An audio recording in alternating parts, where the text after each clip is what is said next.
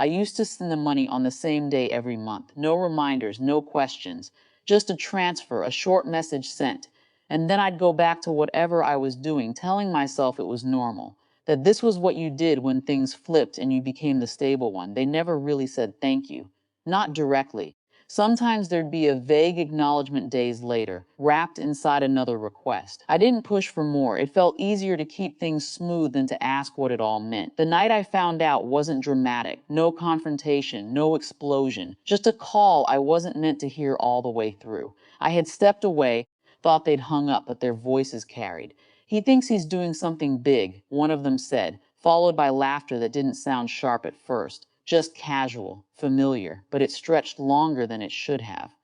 "Still a loser, though," another voice added, lighter, almost like a joke that didn't need defending. I stayed still, phone in my hand, listening to them move on to something else. The kind of everyday conversation that made what I just heard feel even more real. Not said in anger, not said in a fight, just believed. After that, everything before it rearranged itself. The missed thank yous, the tone in certain messages, the way help was accepted without ever becoming gratitude. It wasn't a misunderstanding, it was consistent. I didn't call them back about it. Didn't ask for clarification. There was nothing to clarify. The next month, I didn't send the money.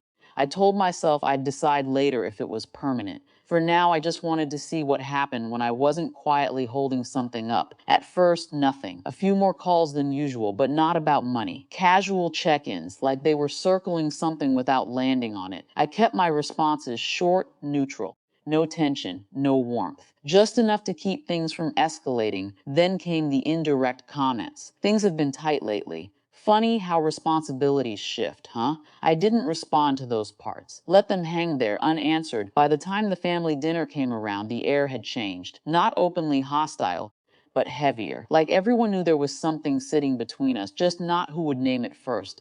I showed up on time. Same place, same table, same routines. Plates passed around, small talk filling the gaps.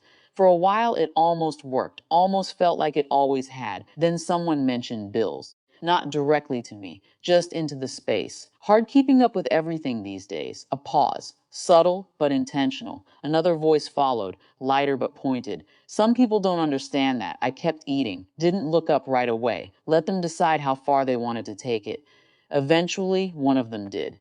"You've been quiet lately," they said, turning to me. "Everything okay?" It wasn't concern, it was an opening. "I'm fine," I said. Another pause. Longer this time. "And the help you used to send?" Someone else added, trying to keep it casual but missing the mark. That stopped. There it was, finally said out loud.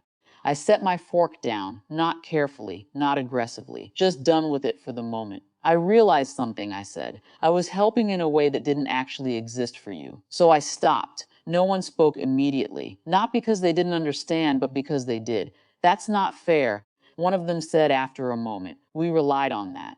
I nodded. I know another voice, sharper now. "So you just decided to punish us?" "No," I said, Jassy. "I decided to stop pretending it meant something it didn't." The table shifted, not physically, but in the way people held themselves. Less relaxed, more aware. "You're taking this too personally," someone muttered. I looked at them, finally meeting their eyes. It was personal. That was the closest I got to explaining. There wasn't an apology. Not then, maybe not ever. But something changed in how they spoke after that. Less dismissive, more careful, like they were recalibrating without admitting why. No one laughed. We finished dinner in a quieter rhythm. Conversation stayed on safe topics, avoiding anything that might circle back. When it ended, I stood up, said my goodbyes the same way I always had. No drama, no final statement.